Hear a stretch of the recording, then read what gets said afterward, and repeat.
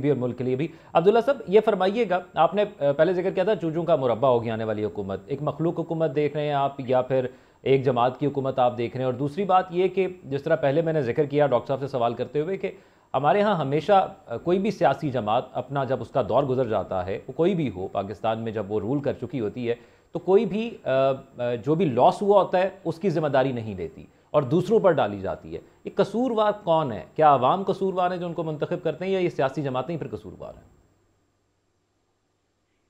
दोनों बातें बड़ी अहम हैं। पहली बात यह है कि डॉक्टर साहब ने जितनी बातें की बड़ी पॉजिटिव हैं और वो रियलिटी बेस्ड हैं। और उन्होंने जो सबसे अहम बात की कि इस निज़ाम के अंदर ये सिलसिला नहीं चलेगा, और यही बात मैंने भी कही थी। हम्म। और बिल्कुल विल नहीं होती। असल में ये नहीं है कि क्या पाकिस्तान एशिया की लीडिंग इकोनॉमी नहीं रहा 1974 तक? क्या पाकिस्तान जो है दुनिया के अंदर अपना डंका नहीं बजाता रहा? तो बिल्कुल बजाता रहा। हमारी जो फॉरेन पॉलिसी थी, हम तो स्पेस में तब जा रहे थे जब दुनिया को पता ही कोई नहीं था, और मगरिब जो है वो तो सोया पड़ा हुआ था। तो पाकिस्तान की ऐसी नहीं है, it is full of achievements. हाँ, मुश्किलात हैं इस वजह से क्योंकि हम महवर हैं। तमाम दुनिया की कुव्वतें जो हैं वो यहाँ ग्रेट गेम एक खेलती हैं, जिसकी बुनियाद के ऊपर ये सारा कुछ होता है। और मुश्किलात अब की जो वजह हम खुद हैं आने अब्दुल्ला वाले, साहब।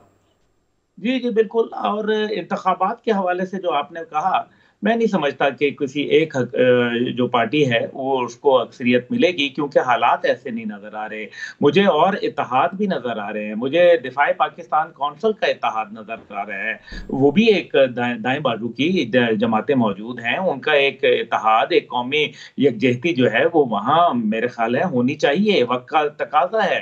हम्म। और दूसरी तरफ जो है मैं ये देख रहा हूँ कि मुख्तलिफ जमातों के साथ रवाबित जो हो रहे हैं, ख़ासतौर पे मुस्लिम लीग नवाज़ के, उसकी बुनियाद ही यही है कि उनको पता है कि वो एक अलहदा तौर पर सिंपल मेजॉरिटी भी लेने के जो है, वो शायद उनकी पोज़ीशन नहीं होगी। तो इस वजह से इत्तेहाद कायम होगा। जब इत्तेहाद कायम होगा, तो कॉम्प्रोमाइज़ेज़ होंगे। जब कॉम्प्रोमाइज़ेज़ होंगे, तो वोटर की हक तलफ़ी होगी, उसके अरमानों का खून होगा, और उसके इसमें सियासतदान तो निरा नफ़े में रहेंगे, लेकिन जो अवाम है, वो बेचारी जो है पिस जाएगी। इसलिए जो ठीक है कि अवाम कसूरवार है या नहीं है, एक हद तक मेरा ख़्याल है कि उसके अंदर उसका कसूर ज़रूर होता है, क्योंकि वोट जो होता है, वो एक आर्ज़ी बैत होता है, और आपका उसके अंदर कोई अच्छा करते हैं, तो भी आपके ज़िम्मे में आता है, और अगर कोई बुरा होता है, तो भी उसके गुनाह आपके कंधे के ऊपर ठीक है, लिखे मैं जाते हैं। मैं वक्त मुख्तसर है डॉक्टर इकराम साहब, आप ये फरमाइए